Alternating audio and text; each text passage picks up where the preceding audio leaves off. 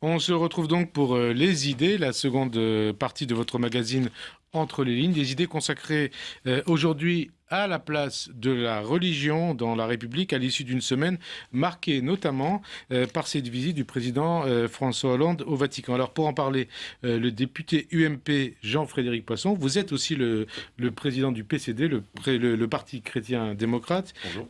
Bonjour, avec nous aussi Catherine Clément, philosophe et écrivain. Vous dites écrivaine, hein, vous préférez écrivaine? Je dis romancière. Romancière, on va dire romancière. Vous venez de publier le dictionnaire amoureux des dieux et des déesses, et c'est chez Plomb. Avec nous aussi Malek Chebel, anthropologue des religions, spécialiste incontesté de l'islam. Parmi vos ouvrages, il y a ce dictionnaire amoureux de l'islam, également chez Plomb. Et enfin, le grand rabbin Chaim Corsia, donc avec Malek Chebel, mais aussi avec le père Alain de la Morandée. Vous êtes l'auteur des Enfants d'Abraham, publié aux presses de la Renaissance. Alors, avant de vous donner la parole, peut-être une question. Qu'est-ce que la laïcité à la française? Réponse en images recueillie dans les couloirs de l'Assemblée par Camille Vigogne-Lecote et Hugo Lénart. Vous pouvez avoir la religion que vous voulez, mais vous n'emmerdez pas votre voisin avec votre religion. C'est-à-dire qu'elle appartient à la sphère privée et vous n'avez pas à lui imposer vos vues en matière religieuse. La laïcité, c'est essentiel pour la paix civile dans ce pays. C'est la stricte et étanche séparation entre ce qui est du domaine religieux, du domaine séculier, l'absence d'interférence entre les affaires religieuses et les affaires de l'État. Et c'est la garantie de la paix civile, du vivre ensemble. Écoutez, la laïcité française, pour moi, c'est quelque chose de fondamental. C'est le creuset de la compréhension de la République. La laïcité, elle est universelle. C'est ce qui permet de séparer la conscience intime de chacun et l'ordre public des choses. Voilà. C'est le fait que dans une société comme la nôtre, qu'on soit religieux, qu'on ne le soit pas, c'est dans la règle de l'intime. C'est-à-dire que la République ne reconnaît aucune croyance, mais qu'elle n'empêche pas le développement des croyances. C'est-à-dire qu'on considère que la foi est une affaire privée. Alors, affaire privée, pas affaire privée, je voyais réagir à ces propos des députés. Mais avant de parler de la laïcité, de la place de la religion dans la République, une question, un sujet. Ce qui a marqué cette fin de semaine, c'est cette visite du président Hollande au Vatican. Qu'est-ce que ça vous inspire, Catherine Clément? Visite de chef d'État à chef d'État. Donc ça me paraît obligatoire. C'est pas le représentant, le président de la France, fille aînée d'Église, au Vatican? Ah, ça sûrement pas. Ouais. Ça sûrement pas. Certains présidents peuvent avoir la conviction intime qu'ils représentent la France, fille aînée de l'Église, mais pas officiellement, ça ne peut pas être rendu public. Et c'est une visite de chef d'État à chef d'État. Mais comme chef d'État, le pape est d'une importance capitale, surtout celui-là. Et surtout dans le contexte de crise internationale, hein, Jean-Frédéric Poisson. Oui, je suis parfaitement d'accord avec cet avis. C'est le président de la France qui va rencontrer un chef d'État qui est à la tête de l'organisation diplomatique sans doute la mieux renseignée et à peu près la mieux organisée du monde, qui est à la tête des organismes de santé caritatifs, de soins, d'accueil également la plus dense et la mieux répartie du monde. Et je pense qu'à ce titre, le président Hollande a beaucoup de choses utiles à entendre de la bouche du pape. Il a entendu ça, donc c'était vendredi. Chaim Corsia, grand rabbin Chaim Corsia, le président de la République qui va rencontrer le pape, qui a rencontré le pape. C'est pas d'ailleurs la fille aînée de l'Église. J'avais l'honneur d'être le rabbin de Reims lorsque Jean-Paul II était venu pour le baptême de Clovis, l'anniversaire du baptême de Clovis. Et il avait, sur ma suggestion, d'ailleurs j'ai gardé la lettre de réponse du Vatican, il avait dans le début de son homélie souhaité bonne fête et bon jeûne aux Juifs qui démarraient Kippour. C'était la veille du Kippour. Et je crois qu'il y a aujourd'hui dans l'Église, dans le monde, ce partage avec les autres cultes, c'est-à-dire cette intelligence de reconnaître, alors on parlait de laïcité tout à l'heure, on va en parler, mais cette intelligence de reconnaître l'autre dans son existence différente. Et c'est fondamental, c'est depuis Vatican II. Et c'est ça la tolérance. Hein. Et c'est Vatican II. Il faut reconnaître et toujours revenir au pas énorme qu'a été Vatican II. Et on dit que le nouveau pape, c'est justement le retour en force de Vatican II, hein, Jean-Frédéric Poisson. Oui. Ou Catherine Clément, pardon. Enfin, c'est pas mon affaire de dire ça, mais oui, je pense que oui.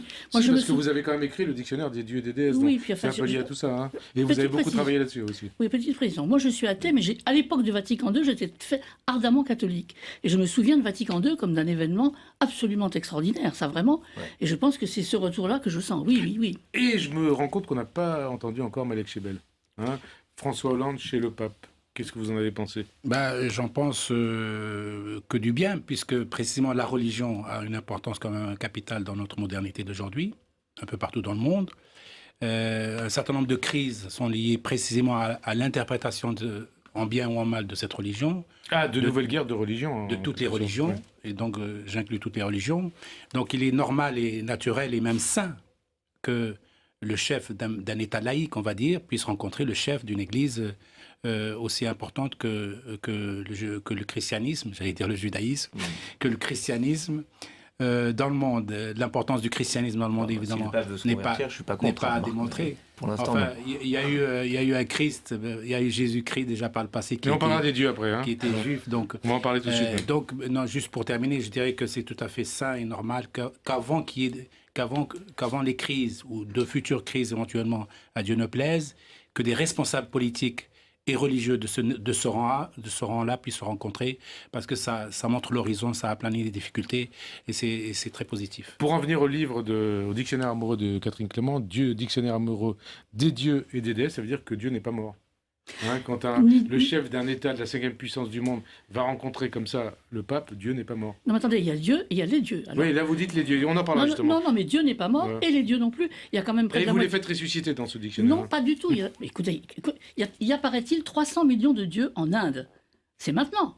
Donc il ne faut pas rester dans notre petit monde monothéiste. C'est pas une métaphore non, c'est plutôt un proverbe. Ah oui, mais en réalité, il y en a bien 3000. Parce que je reprends une phrase de votre livre.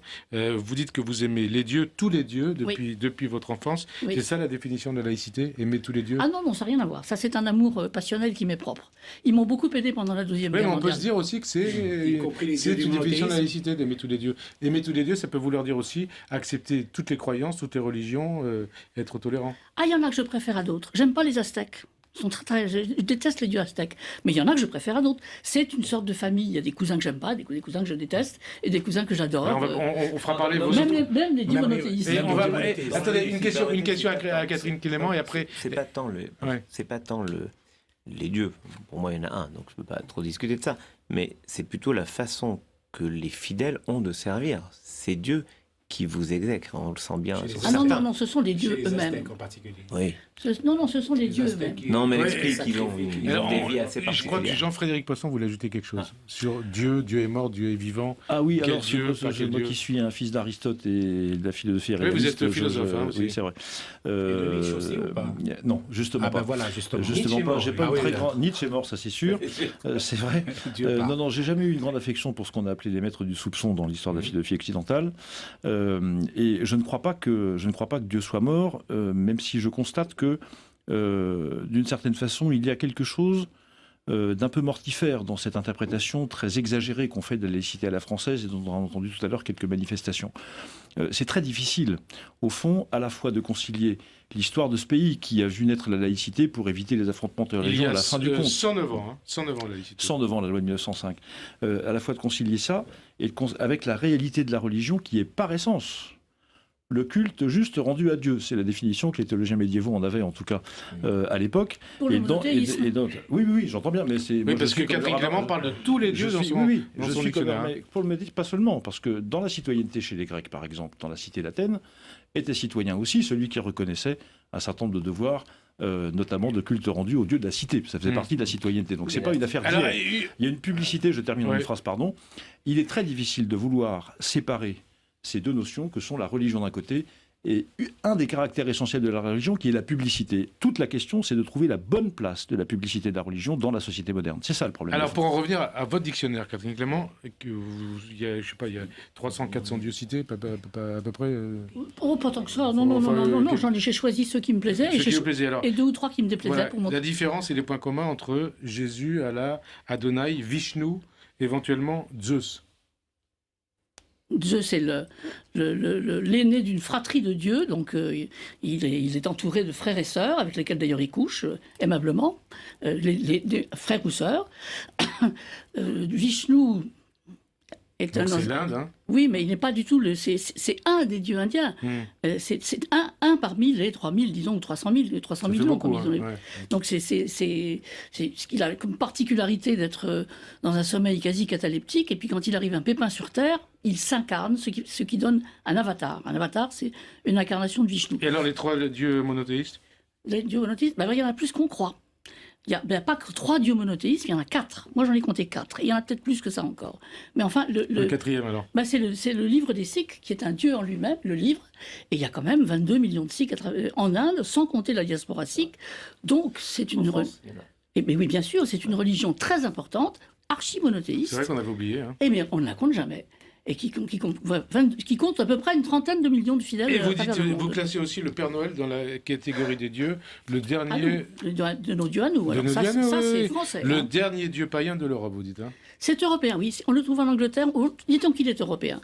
Mais ce qui est tout à fait troublant, c'est de penser que avant Walt Disney, avant tout ça, on promenait au Moyen-Âge des bois de rennes à l'occasion de Noël dans les rues de Londres. Donc c'est un amalgame de croyances qui a fusionné dans ce personnage. C'est comme le sapin de Noël, c'est purement une reprise. Et il faut quand même savoir qu'en 1951, le clergé de Dijon a décidé de brûler, de faire ce qu'ils ont appelé un holocauste du Père Noël. Hein, devant les enfants des écoles chrétiennes. Ça, on était en pleine bagarre. Et alors les gens qui nous regardent, ils vont se dire quel rapport entre le Père Noël, tous ces dieux, la laïcité à la française, la visite de François Hollande chez le pape. Entre le Père Noël et le pape. C'était le chanoine Kir qui était maire. C'était le chanoine Kir. C'était le chanoine Kir. Le chanoine Kir a ressuscité le Père Noël le lendemain. Il a raison. Bien sûr. Et le Père Noël est apparu en haut de la mairie et il a parlé aux enfants des écoles laïques. Et on poursuit. Dieu vous dit, il y a aussi une définition de Dieu et des messies dans votre dictionnaire. Les messies, Malek Chebel. Il y en a sur les messies, je suis pas très fort. Je laisserai ça à mes camarades. Ça peut nous faire parler aussi de la France, un messie pour la France. Non, mais on peut parler de la France à travers l'islam aussi, ouais. qui n'est pas la fille aînée de l'Église, mais la dernière religion monothéiste arrivée sur ce pays. Et je dirais, pour faire le lien avec ce qu'on disait tout à l'heure concernant la laïcité et une religion sécularisée, tout ça, je trouve que la France, c'est peut-être une chance pour l'islam aujourd'hui, concernant précisément tous les problèmes de sécularisation, de laïcité, de compréhension même du phénomène, du mot de laïcité, ce que les fondamentalistes... Vous dites que l'islam est un nouveau défi pour la société française. Tout à fait, tout à fait. Donc on le voit quotidiennement. Mais je dirais que pour être positif, parce que je pense que je règle beaucoup plus de problèmes en étant positif qu'en étant négatif. Parce que vous avez écrit un dictionnaire de l'islam et tout un tas d'autres livres consacrés à l'islam. Surtout du côté positif, c'est-à-dire que les gens se plaisent toujours à voir ce qui ne marche pas. Ouais. Moi, j'essaie de voir ce qui peut marcher, ce qui marche déjà et ce qui peut encore s'améliorer. Et donc, je dirais que cette terre française est peut-être une chance pour la laïcité comprise correctement par les musulmans et pas détournée par les fondamentalistes qui l'aplatissent à l'athéisme, c'est-à-dire qu'ils font entendre que tout ce qui est laïque est forcément athée ou tout ce qui est laïque c'est forcément contre l'islam.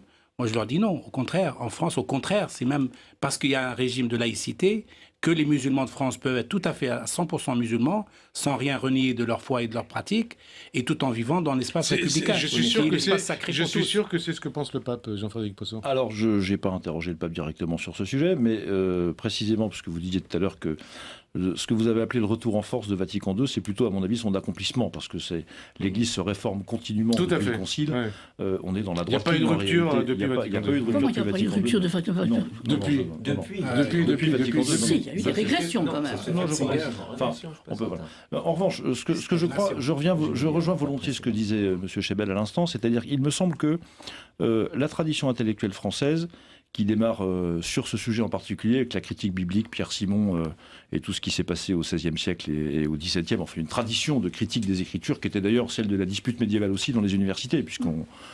contrairement à ce qu'on croit, le Moyen-Âge, y compris en Europe, n'était absolument pas homogène sur le plan des lieux et des querelles terribles. Enfin bref, la fameuse disputatio dans les universités médiévales était vraiment quelque chose qui interrogeait.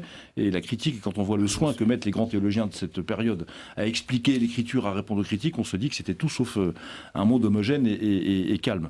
Et là, je crois que cette tradition intellectuelle française de critique, elle n'existe pas qu'en France, mais elle existe aussi chez nous, elle peut sans doute faire advenir chez un certain nombre de musulmans qui y sont attachés, et je crois, monsieur, que vous en faites partie, et je m'en réjouis, justement c'est l'islam des Lumières. ce regard critique sur l'écriture, et à laquelle on doit toucher bien sûr avec précaution, parce que c'est tout de même quelque chose d'important et de sacré, en tout cas pour ceux qui y croient, et que de ce mouvement critique que nous devons nous aussi accepter comme tel, puisque l'islam a des choses à dire à la France d'aujourd'hui, c'est pas douteux, eh bien je crois que dans cet échange, il doit y avoir quelque chose de positif. Et le judaïsme alors, Raïm Corsia?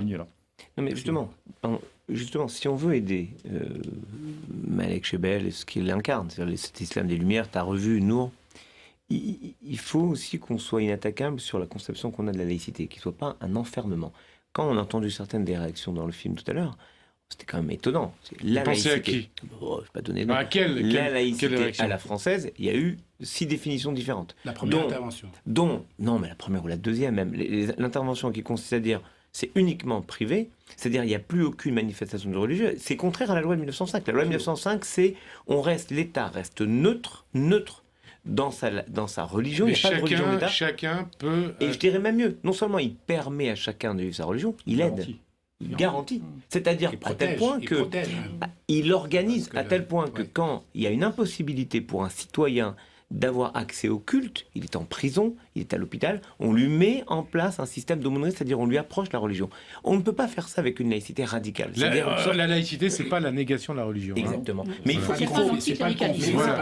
Ça n'est pas l'anticléricalisme du tout. Et même le père Combes était beaucoup plus ouvert sur cette question, vraiment, que beaucoup d'intégristes de la laïcité qui voient dans la moindre manifestation de foi une manifestation d'anti-république. C'est faux. On est parfaitement laïque en étant rabbin, sinon je ne pourrais pas être laïque. Je suis profondément laïque, mais vraiment profondément laïque, parce que je fais un arbitrage permanent entre ma foi et ma citoyenneté, et le génie de la France, le génie unique de la France au monde, c'est de me permettre de ne pas avoir à trancher entre l'un et l'autre. Je peux vivre pleinement et l'un, ma foi, et ma citoyenneté. Catherine Clément. Moi, je voudrais vous parler 2 minutes de ce qu'on appelle le sécularisme en Inde, c'est-à-dire la laïcité à l'indienne. C'est exactement la même chose. La fédération indienne est laïque et démocratique. Donc on va rappeler combien d'habitants en Inde? 1,2 milliard. 1,2 milliard. 1,2 milliard, dont 900 millions de hindous et 7 grandes religions quand même, hein, y compris une petite noyau juif qui reste encore un tout petit peu dans quelques coins de l'Inde. Non, Cochin. Mais il y en a à Bombay. Cochin, c'est l'origine, mais il y a des juifs à Bombay. Non, c'est d'autres. Et c'est pas grave, c'est pas grave. On passe à autre chose. La grande différence entre le sécularisme à l'indienne et la laïcité à la française, c'est que chacune des religions a toutes ses fêtes religieuses fériées.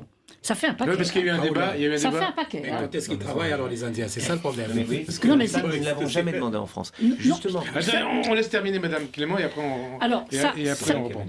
C'est le système fédéral indien. C'est un petit peu comme quand il y a des séparatistes dans un coin de l'Inde, qui est un vaste continent, on crée un nouvel État.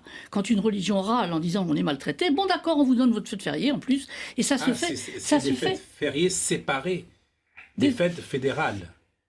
Non. C'est quand les fêtes religieuses sont nationalement fédérées. Et ce qui pousse certains à dire il y aurait en France une dictature des minorités. Non, je n'ai pas dit ça. Non, mais c'est un débat. Ça n'est pas ce que j'ai dit. J'ai dit que l'Inde avait une laïcité infiniment plus pluraliste, mais parce qu'il y a aussi des milliers et des milliers de dieux. Il y a aussi des petits dieux locaux. Enfin bon, et que les fêtes religieuses sont le signe de la tolérance. Alors justement, tolérance, on va en parler de tolérance. Est-ce que la religion est synonyme de tolérance? La laïcité est synonyme de tolérance? Il y a des débats, par exemple, autour de la place de la femme, de l'homosexualité, de l'avortement, de la procréation médicalement assistée, Jean-Frédéric Poisson. Les cheveux, faut pas oublier les cheveux. Les cheveux chez les Sikhs. Non, partout, dans toutes les religions. Oui, c'est vrai, il y a aussi dans l'islam, mais dans le judaïsme. Absolument. Les cheveux des femmes, c'est la dictature de la sagesse du poil. Mais c'est lié au rôle de la femme. C'est les cheveux des femmes. Oui, c'est lié à la place de la femme. Jean-Frédéric Poisson. Non, je crois. Pour les hommes. Ce qui est sûr, c'est que la difficulté de la société française, des sociétés européennes, mais c'est assez marqué en France et ça l'est un peu davantage chez nous, malheureusement, compte tenu de ce que disait le Raïm Corsia tout à l'heure, c'est qu'au fond, la société moderne ne comprend pas, alors à sa décharge, on ne lui explique pas beaucoup non plus, ne comprend pas ce qu'il y aurait d'intérêt à considérer avec la gravité qu'elle réclame l'importance des questions posées par la religion à la société moderne. Et au fond, La religion, sous le rapport sociologique ou sous un rapport social, elle est l'antinomie de l'individualisme en réalité, dans les deux sens du terme, c'est-à-dire ce mouvement qui consiste à s'isoler de ses semblables pour dire moi je mène la vie que je veux quoi qu'il arrive, donc j'ai tous les droits, je peux revendiquer tout sans aucune espèce de dommage pour qui que d'autre que moi, ce qui n'est jamais vrai. Et le deuxième mouvement, c'est dans cet individualisme-là, je veux me construire mon système de valeurs.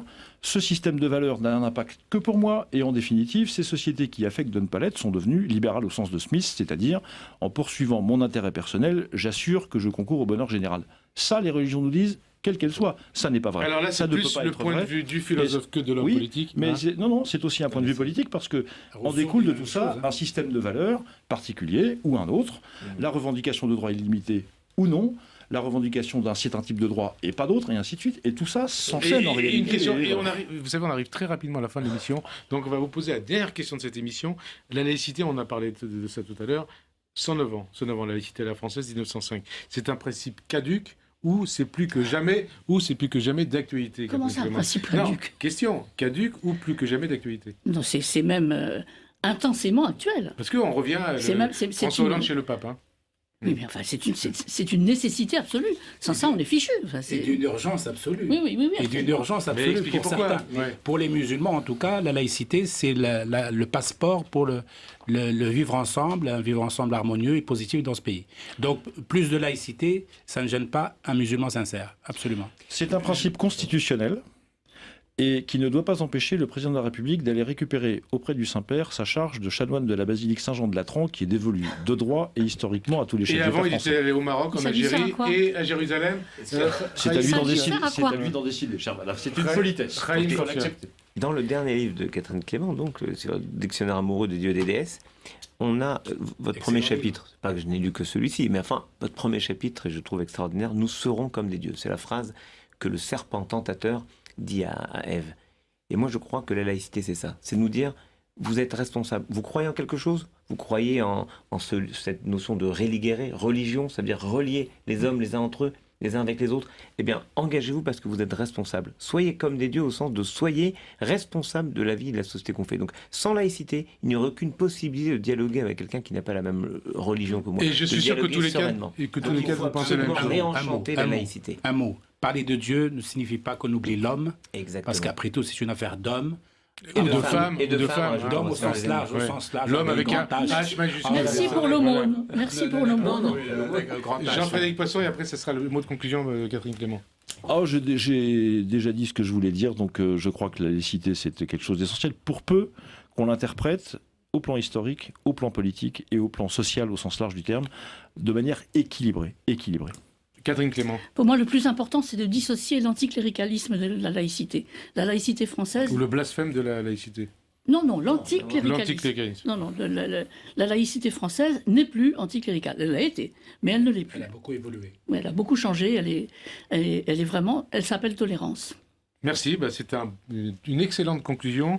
Donc, et avant... Juste une chose, est-ce que la laïcité empêche l'intelligence? C'est-à-dire qu'il faut connaître les autres. Et finalement, non mais, c'est la fin. Vous voulez, alors, si vous ne me laissez pas 15 secondes, je vous dénonce parce que dans votre remarquable environnement de studio... Il y a des mots à l'envers. Non, le mot en hébreu est à l'envers, ce qui veut dire que parfois, en utilisant un concept, on le comprend à l'envers. Et malheureusement, parfois... Non, mais je vois, là c'est marqué à l'envers en hébreu. J'en déduis que parfois...